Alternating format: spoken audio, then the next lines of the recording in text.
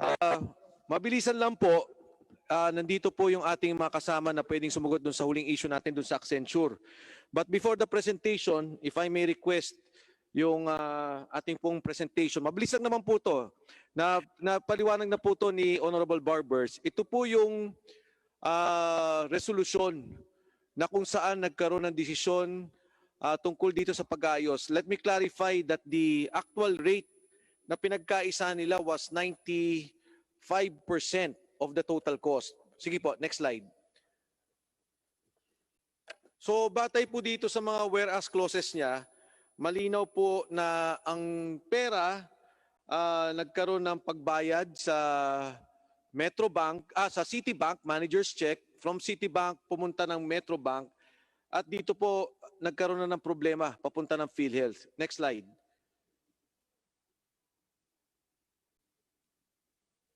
So yung slide po na yan, niresolve nila finally upon OGCC clearance. Ang binayad po is 108 million. Ang nawalang pera dito is 114 million. Bigla na lang pong nawala. Next slide. Ito yung manager's check coming from Citibank papunta po sa supposedly sa Metrobank, no, based on a payment of 22 million. Marami po to, but the total is 114 million. Next slide. Ang last slide po na yan, yan naman po yung 62 million na papunta dapat sa PhilHealth. Next slide. Ito yung mga resibo na supposedly peke na nanggaling sa PhilHealth. And another slide, please. Next slide. So ito yung mga sinabmit po sa ating mga dokumento batay dito sa issue ng Accenture. Ang role ng PhilHealth dito, pinayagan nila na magbayad na lang yung mga bangko, nag-base to sa isang agreement with Citibank and Metrobank. Pero nakakagulat po dito, papaanong ang pera na nanggaling sa bangko ay mawawala. So meron po ditong connivance ng ating mga bangko at ng mga PhilHealth officials. Unfortunately, from what I've read, doon po sa nakita kong mga resolusyon ng kasong to, ang natanggal lang, if I'm not mistaken, Attorney Pucalan, 2 tao. Meron pang kayong nandyan na nasa loob pa ng PhilHealth, neglect of duty, pero sinuspindi lang siya. Hindi siya natanggal. So we have here Attorney Retanal of the NBI, PhilHealth Ms. Banji Racelis, and former President Eduardo Banzon, na ito pong mga pag-usap sa kasong to. So with that, we're just awaiting the arrival of the Honorable Barbers who brought up this issue. Pero nandito po ba si Ms. Banji Racelis? Wala, nasa Zoom. Okay, before Online. pagpaliwanagin lang natin yung legal mabilis. May ano lang in relation do sa binanggit mo na ang sinasabi mo 2 empleyado lang ang natanggal doon sa That, yes, from the legal that I've seen, ito pa lang to at wala akong nakitang filing of case o kung anumang action pa na isinagawa. kasi sa investigation po nila lumalabas sa PhilHealth website nila, yung results of initial investigation on premium payment diversion scheme. Lumalabas po dito sa inimbestigahan po nila na 5 ay hindi po ata nagtatama doon sa sinasabi po ninyo. Well, anyway, Mr. Chairman, pakinggan po muna natin sila bago po tayo Attorney Pucalan is recognized.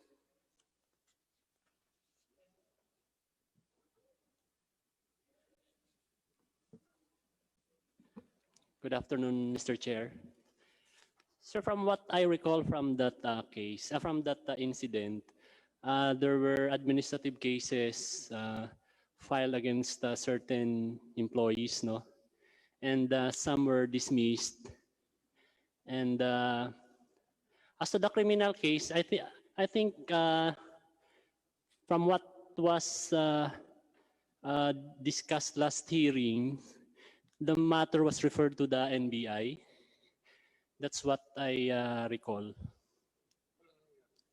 Hindi, pero dito po sa inyo, administrative case ninyo, may dinismiss kayong 2, si Isaac at saka si Romel Isaac at saka si Mario Matanggian. And then meron kayong grave misconduct, serious dishonesty kay Mr. Noel Ramirez, Mr. Rene Visconde, Mr. Manuel Manlangit. Yes, sir. So ang natanggal ninyo is dalawa. Yes po, sir. Although, sir, meron kasing meron ding third complaint, although on a different ground naman, hindi talaga on the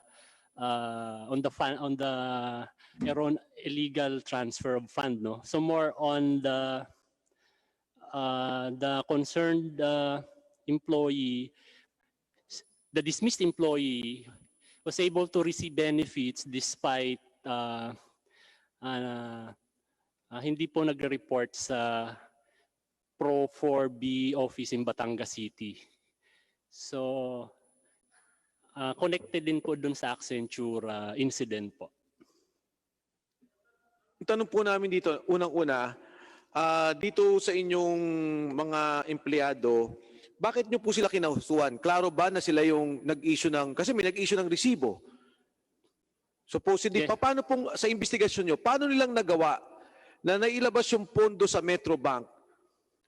Dapat direkto ho yan sa inyo, di ba? Sa PhilHealth? Yes, sir po. Paano nilang nagawa na napunta sa mga tao? Sir, meron pong ad hoc committee. Sir, I apologize as I cannot answer because there were ad hoc committees to investigate on that, separate from the legal sector po. Sino po yung head ng ad hoc committee? Yung isang committee, sir, chaired by Attorney Genesis Adarlo. Cheryl Peña po ba nandyan? Sir, nandito po. Ma'am, kayo po yung pumirma nitong mga certification ng mga may investigation po ba kayo dito or on the basis lang ng recommendation ng board? Dito po kayo, ma'am. Okay.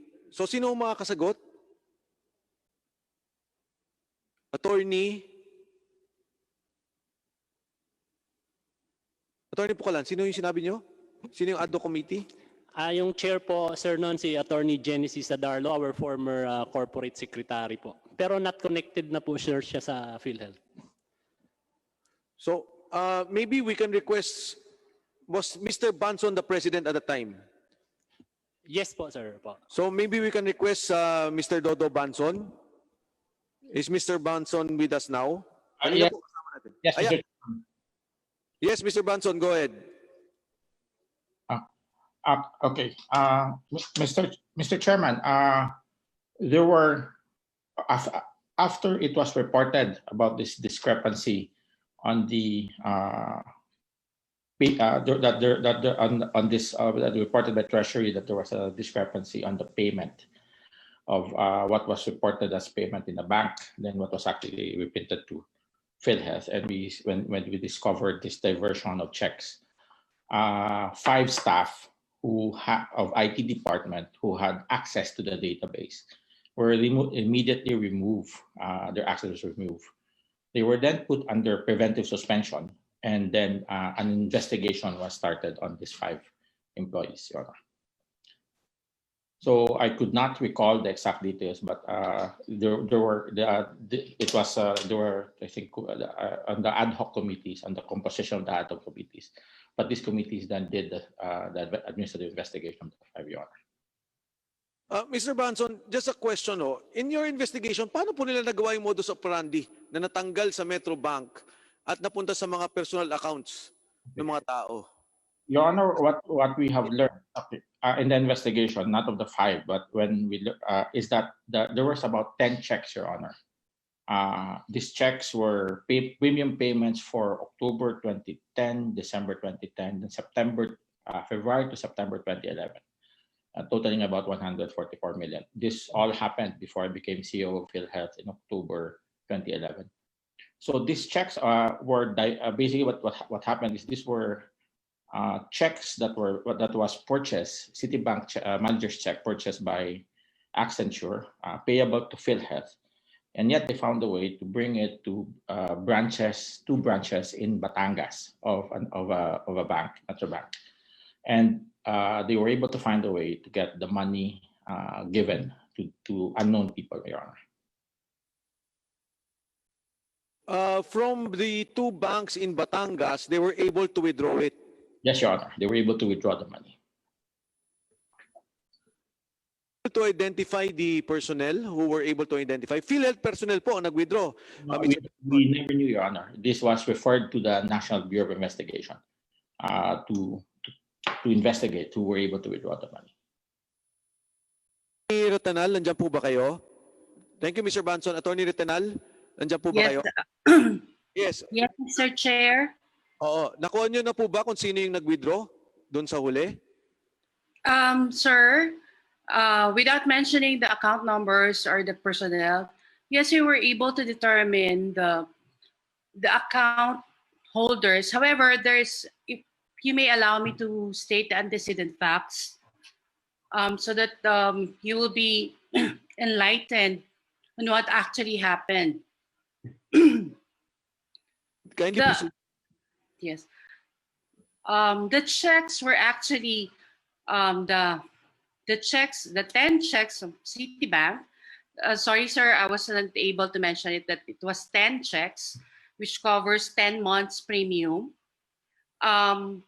Monthly, Accenture remits payments through its messenger.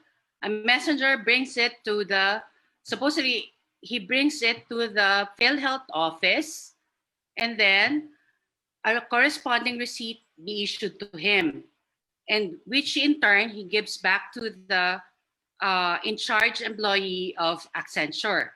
However, it was found that that these checks were actually not deposited to PhilHealth, and that to the PhilHealth bank account, but rather these checks were cleared in a bank in Batangas, and two branches of a bank in Batangas.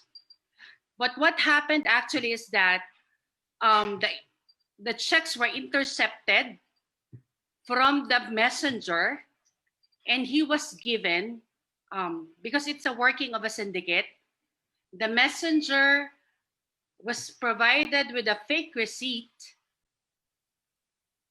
whenever he tries to pay to allegedly pay it to PhilHealth. A fake receipt will be provided to him. Ma'am, from Citibank to Metro Bank, doon po na-intercept? No, sir. Na-intercept po siya through the messenger of Accenture. Parang messagerial service ng Accenture. Saan po galing yung cheque from Accenture to Citibank? Kasi di Bali, ba, sir, hindi. Yung Accenture, nagpe-prepare siya ng check payments.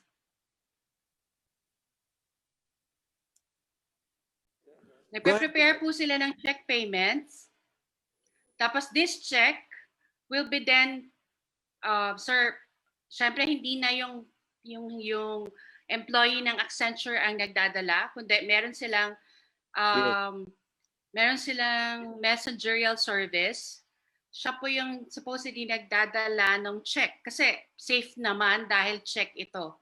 Dinadala niya, supposed to be, dadali niya sa PhilHealth office kung saan siya magbabayad. However, we were able to interview this messenger. But he would not disclose kung ano talaga yung totoong nangyari. But we surmised, kasi nga po, napunta siya sa Batangas. Because this syndicate is actually like that of Land Bank scam. If you will recall, it's intended for BIR payments, but it was deposited to private accounts. It's a similar case. But in this, what's peculiar about this case is that there's a corresponding float in the IT system of PhilHealth. Unlike in the May case of kakuntsaba po. PIR, May kakuntsaba sa PhilHealth dahil nai-input na may pumasok. yes sir, parang ganito yung workings ng syndicate. Meron silang siguro na bayaran na cohort within PhilHealth. Possible also that the messenger somehow he was nung sinabi po kasi namin sa kanya noon na may namatay na bank employee. Medyo nag-ano siya pero hindi pa rin siya he still made the stand na tama yung ginawa niya. Pero sabi namin, paano napunta yung cheque sa Batangas kung sa PhilHealth mo talaga to dinala?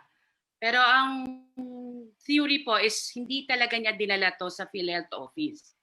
Just like in the previous case of Land Bank, may intercept na yung cheque. And then the check, bakit siya na-clear? Then the syndicate also has corrupted an employee of the bank who is in charge of the clearing.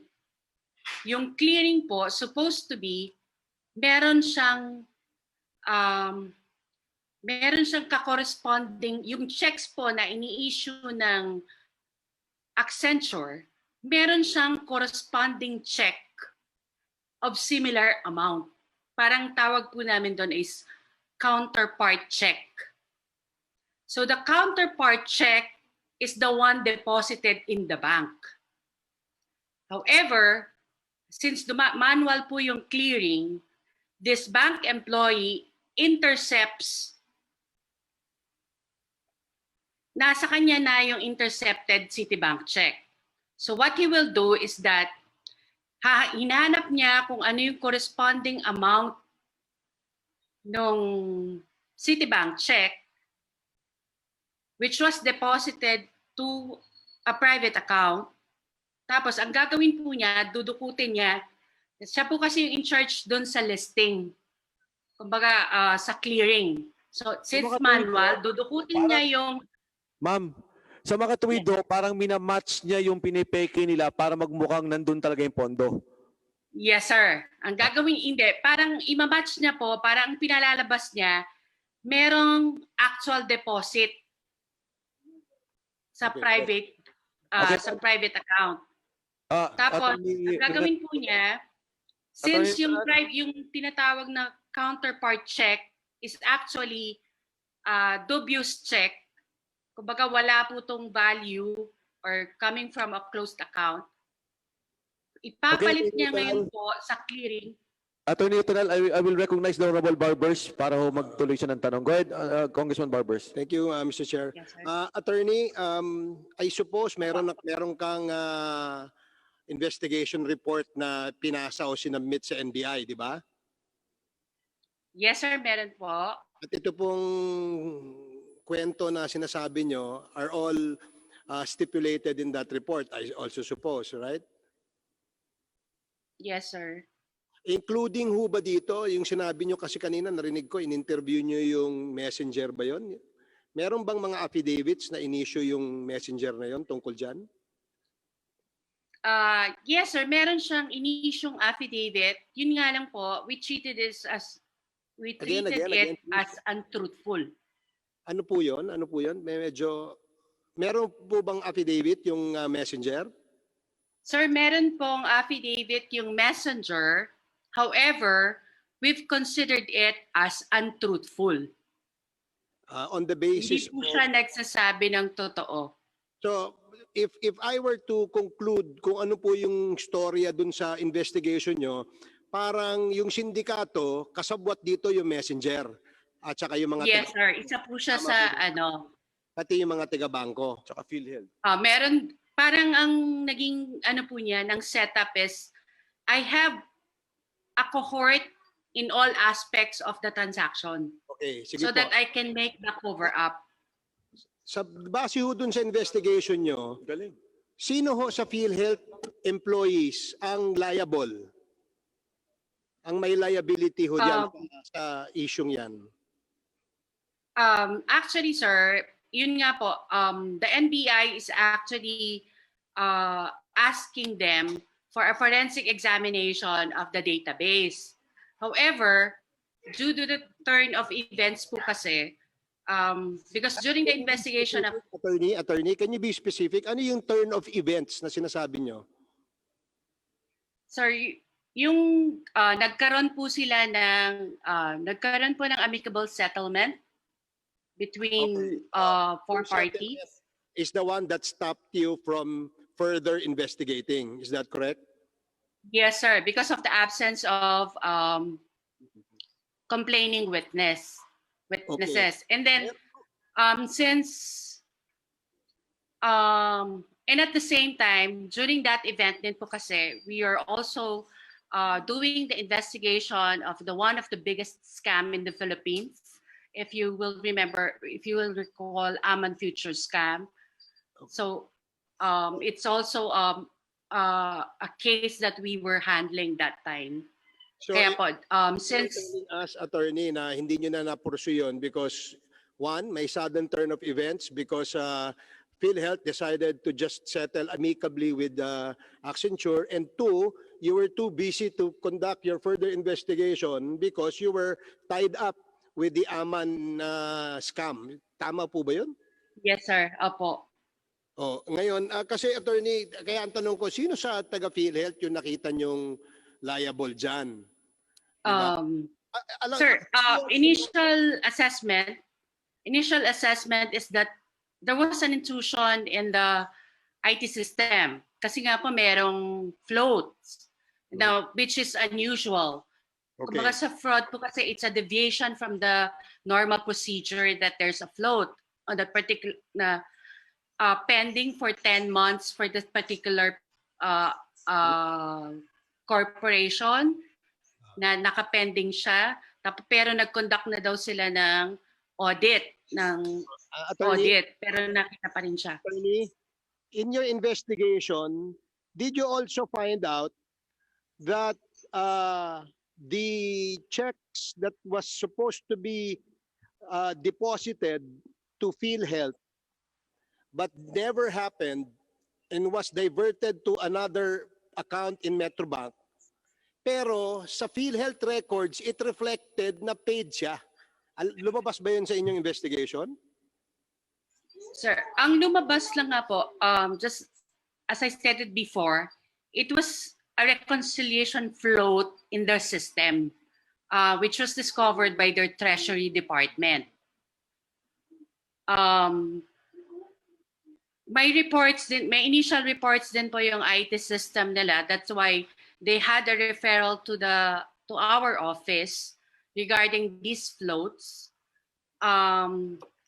Pero ang clear po doon, merong intrusion coming from an insider fraud. Yan. Honorable Barbers. Yes, because there's kumbaga po sa computer, I had a remote, and one employee had a remote access on those particular crucial period when the float was discovered. Kumbaga po parang inalter yung data to make it appear that these payments were actually received by PhilHealth. Mr. Limsiaco, tanungin ko lang po, kasi 5 buwan nangyari to. Yung po bang cash at saka yung IT na pumapasok, hindi po ba kayo nagre-reconcile dyan? Kasi nakita, may cheque, pinost. Let's say, sa aking pagkakalam, sa Pasig to. So alam niyo yung collection dun sa NCR. Hindi niyo ba marireconcile kaagad kung walang cash o kulang yung cash based on dun sa posting? Mr. Chair, Your Honor, ang proseso natin ngayon, ang collection for the day of our collecting agent, kinabukasan po ay i-remit na po nila, and the corresponding remittance report po ay sinasubmit na sa opisina, and reconciliation is being done right away, Mr. Chair, Your Honor. Anong mangyari to? Hindi pa ganon. Hindi pa ho, during that time, Mr. Chair, Your Honor, mayroon pang float ang ating mga collecting agents na I think that's 15 days, Your Honor. Hindi, ito 5 months to eh. Anyway, that was not your time, no, when this happened. Uh, Honorable Barsaga, may tatanong ho ata? Sige, sige. Manong, just one. Kay Mr. Banzon lang sana itatanong ko before I yield to Yes. Congressman Barsaga. Yes, go ahead. Mr. Banzon, Yes, Your Honor. you were the president during the time that this incident happened, correct? Your Honor, no, Your Honor. I became president and we were the one who caught this. All of this happened before I became president, Your Honor. So it happened before you became president. Yes, Your Honor. I became president on October 17, 2011, and this was reported to me. Finding out that this incident happened, what was your first move? I immediately have an investigation, Your Honor. So when it was reported to me that there was this discrepancy, we immediately have an internal investigation. Then what we did, Your Honor, is that all those with access to the database, we remove access from the database. They were eventually put in 90-day preventive suspension, and then the investigation started. In addition to that, Your Honor, we reported this to the NBI and the Anti-Money Laundering Council. Third, Your Honor, is that we reached out to Accenture and demanded what we eventually, the premiums that were diverted that eventually came out at 114 million, Your Honor. I was informed also, Mr. Banzon, that you replaced the head of the IT department because when you found out that there was such an issue, immediately tinanggal nyo yung head, yung Mr. Mario Matanggihan. Your Honor, he was, if I recall it correctly, Your Honor, it's been quite a while. I think I removed him before we discovered this. And you replaced him with whom?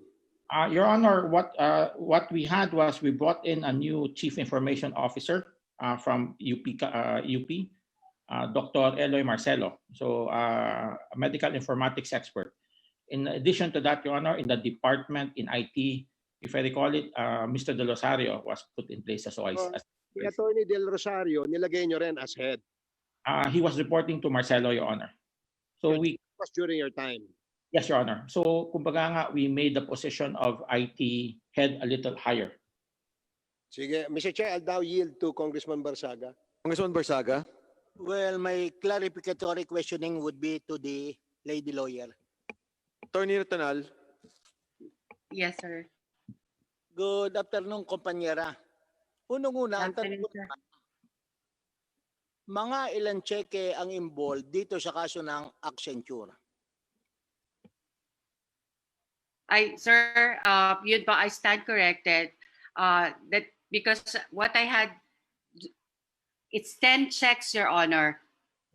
Assuming na 10 cheque, ang susunod kong paglilinaw, ito bang 10 cheque nito ay pare-pareho ang date or issued on different dates? Sir, it was issued on different dates. On the same date? Different. Sir, different dates. So sa madaling sabi, based on your previous statement, binibigay ito ng Accenture sa kanilang messenger. Tama ba ang position ko sa iyong sagot kanina? Apo. Yes, Mr. Chair. Pagkagaling po sa staff ng employee ay ng Accenture who is in charge of the preparation of the payment and the checks, she will then this employee will then turn over it to the messenger who will then... Ano ang difference or length ng pagkakaiba ng 10 cheque sa bawat isa? Is this issued monthly, after 1 month, or after 2 weeks? Sa iyong Sir, ano po siya? Supposedly the payment, sir, is done monthly. So it will be a correct appreciation o tama ang aming pagkakaintindi, buwan-buwan, nag-i-issue ng isang cheque ang Accenture. Yes, Your Honor. Yes. At buwan-buwan, binibigay sa messenger, pagkatapos dinidiretso ng messenger sa PhilHealth. Opo. Yun po yung, kumbaga, yung normal procedure should happen that upon giving to him, ibabayad niya sa PhilHealth office. At pag binayad sa PhilHealth, nag-i-issue naman ng resibo ang PhilHealth. Opo, dapat may corresponding receipt. And Dito, meron naman pong naibibigay yung messenger. meron bang resibo na i-issue ang PhilHealth? Bali sir, meron pong resibo na ibinabalik si messenger kay Accenture employee. So, Every time na magdadala siya ng payment, meron po siyang kapalit na resibo. sa inyong investigasyon, nakita nyo ba kung sino ang pumirma at kung saan branch ng PhilHealth in-issue ang receipt? Bali po dun sa resibo, when we traced, meron yung series po niya, yung receipts na yon ay hindi officially issued ng PhilHealth. Kumbaga fake po siya. Mga fake receipts. Apo. At yung pangalan na nag-appear doon sa resibong peke ng PhilHealth ay peke rin, not a true employee of PhilHealth. Inano po namin siya, tinrace namin kung may particular employee na yun yung name. Pero na-determine po, may pangalan na gano'n na employee. Pero hindi naman po duly issued yung mga receipts. Kasi parang ibang branch, nga rin po, Pasig, supposedly naka-assign yung employee. Pero yung resibo, naka-issue, allegedly, coming from Buendia branch. Pero it turns out po that these receipts are fake. Resibo, saang branch ng PhilHealth nag-appear na tinanggap? Sir, I will just go over the records po ulit. I will check po all the receipts lang that I have. Mr. Chair, pasingit lang ho. Go ahead, Honorable Barbers. I hope you don't mind. Gusto ko lang tanungin ulit si Mr. Banzon kung meron bang during your time when you were the president of PhilHealth at meron kang investigation dito, did you recommend the filing of charges against those employees allegedly involved in this scam? Your Honor, nang tumakbo na po yung administrative investigation, umalis po ako ng PhilHealth ang January 14. 14 ba? So, hindi mo na inabot kung may Hindi na po. Tuloy-tuloy pa po. Wala pa pong sinadmit sa akin na findings po yung ad hoc committee. Who was investigating that? Your Honor, hindi ko po ma-recall exactly, no? Kung sino po yung nakabuo, yung nandun sa ad hoc committee. Pag sinabi kanina po ni Atty. Pocalan, si Atty. Adatlo, pero hindi ko po exactly masabi kung sino na po na-assign doon. Medyo matagal na ho. Thank you, Mr. Chair. Attorney Retanal. Okay. Yes, sir. Honorable Barsaga, pagsagot po ni Attorney Retanal, actually klaro naman yung kaso natin as presented by the Honorable Barbers dun sa mga pinisintang mga dokumento rito. At ang importante dito, mabantayan talaga natin na mapangangalagaan yung pondo. I think very critical yung IT rito. And syempre, in our case, gusto rin natin makita bakit ganito yung naging resulta, bakit hindi nagtuloy-tuloy yung pag-prosecute ng kaso. Go ahead, Attorney Retanal. Yes, sir. Meron pong yung mga receipts po na receive ng Accenture is coming from Makati office. Makati Service Office. Doon po nagbabayad, allegedly, doon nagbabayad yung messenger. Pero it turns out nga po that these receipts, even the series of receipts, are spurious. Attorney, yung more or less ang puncheke, ang lahat ng resibo na peke ay issue ng Makati PhilHealth branch office. Tama Apo. ba? Kumbaga sir, kung face value, ititake mo siya na galing siya sa Makati Service Office. Pagkatapos, Pero tapos sir, merong ding na... Sorry po. thank you very much for that answer. Pagkatapos, kahit na ang resibo na peke ay in-issue sa Makati, ang deposit naman ay nangyari sa Batangas. Sir, as I explained nga po kanina, Pakisigot ka lamang. Kung tama na na-deposit sa Batangas Bank o hindi. Bali sir, yung proceeds po ng checks na deposit na clear sa Batangas. Batangas. Opo. Na ang cheque ay payable sa PhilHealth, hindi naman pumasok sa account ng PhilHealth. Next Apo. question. Yung paglilinaw kanina ni Congressman Barbers, ang sabi mo, because of the turn of events and because of the amicable settlement, hindi na naparsu ang criminal case. Tama ba ang pagkakaintindi ko sa tanong at sagot ni Congressman Barbers? Yes, sir. Yes. Kasi po, during the pendency of investigation, kumbaga po, nakapending pa siya, ongoing pa rin yung investigation. And then we learned, actually we were not officially informed. We just learned that there was an amicable settlement between 4 parties covering the whole amount of 114 million. Paano nyo nalaman na meron palang settlement if you were not informed? Honorable Barsaga, we have your attorney Asuncion. Was this during, wala na ba?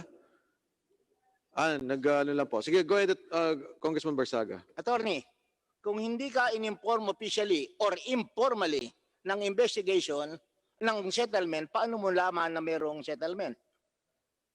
Sir, we considered it as intelligence information because as a lawyer, alam mo naman siguro na kung magkakaroon ng settlement sa PhilHealth, kinakailangan there must be a board resolution authorizing the settlement. Sir, since we respect because it's a fellow government agency who's actually asked us to do investigation, and they were while we are doing the criminal aspect investigation, the criminal aspect, there's also a corresponding administrative aspect. Though para po nung una nagko-collaborate kami. I want to share din po kasi na what's peculiar also is that the one who we determined as the one who accessed and make alteration in the IT system has been about 3 years na po siyang hindi nagsasubmit ng DTR. Actually, hindi na siya sumusweldo, pero may access pa rin siya. Being part of the investigation, nalaman mo ba nagkaroon ng PhilHealth Board Resolution number 1643 series of 2012? Sir, hindi na po kami nga po na-provide ng resolution because what I remember is that there's a confidentiality clause in the amicable settlement which I'm not really privy of. Yun po siguro kaya yung other parties when we were asking them. Well, as a lawyer, alam mo naman, there would be the corresponding board resolution, and once the board resolution has been issued, the next step legally will be the compromise agreement or the settlement. Insofar as confidentiality is concerned, that would be the provisions of the settlement or the compromise agreement. Will that be a correct appreciation, Panyera? Yes, yes, sir. Because it's a corporation, government corporation, it has to be a corresponding board resolution should be issued for that purpose. Kaya ang tanong ko, bagamat hindi ka nabigyan ng board resolution, nakita mo ba o nabasa yung board resolution authorizing for the settlement of the 114 million involving the account of Accenture? So, No, sir. Settlement will result to the extinction of the civil liability. No, sir. We were not provided with any copy of resolution, amicable settlement whatsoever. You mentioned a while ago, because of the turn of events, hindi na kayo nagpursue ng criminal case. Pero dito sa board resolution, katulad ng sinabi ni Congressman Barbers last time, last paragraph, resolved finally that PhilHealth management is expected to continue with its efforts and coordinate with the various government agencies to hold the perpetrators of this nefarious activity accountable and liable to the government. Well, anyway, one last point. Nagkaroon ng settlement. Are you aware of that? Bali sir, nalaman na lang po namin parang after na. After the settlement. Yes sir, after settlement. Kasi pa may ongoing investigation. The investigation is continuing. However, since nung nagkaroon po ng settlement, no communication whatsoever was provided to us by PhilHealth and also the other parties who requested investigation from us. Limited ang time natin. Ang sabi mo kanina, hindi nyo pinarsu ang investigation sapagkat ang criminal case kasi nagkaroon na ng amicable settlement.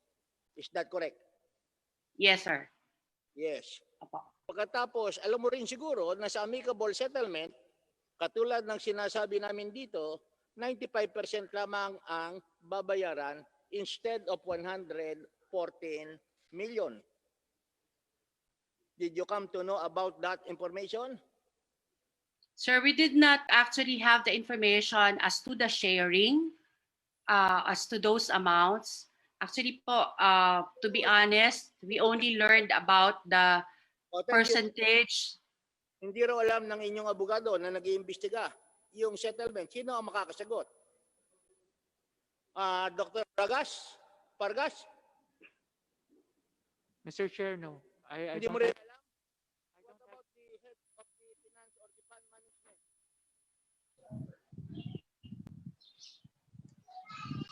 Anyway, Honorable Barsaga, we were able to establish yung facts about this case. Okay.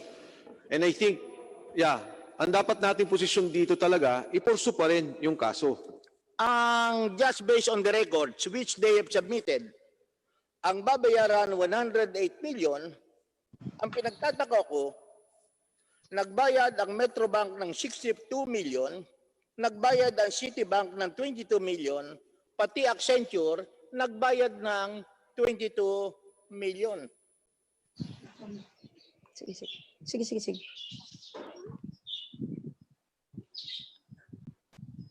Barsaga. So sa madaling sabi, Accenture hindi nakapagbayad ng 114 million. Ang binayad lang nila 22 million. Parang ang nangyari po dyan ata pinaghati-hatian ng tatlo. Yung naging problema. Yes. Okay? Pero dapat sana, pinagbayad na ng buo ng 114,000, yung difference na 5,703,000, dapat magbayad na Accenture. Kasi ang liability ng Accenture is 114 million. Pero ang binayad lamang nila, 22 million. And the remainder were shouldered by the two banks. Based on the records which you have submitted. Unfortunately, wala na naman makasagot sa PhilHealth.